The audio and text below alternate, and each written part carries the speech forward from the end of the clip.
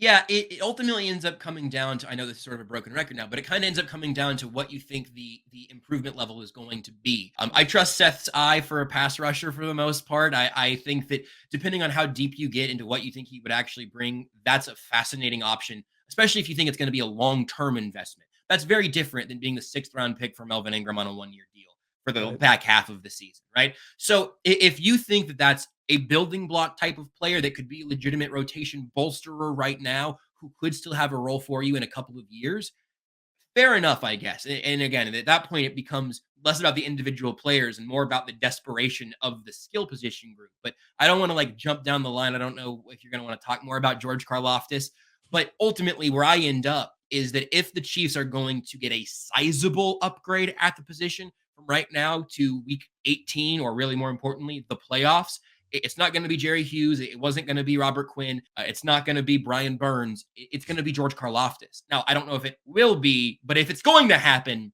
that's where it's going to come from.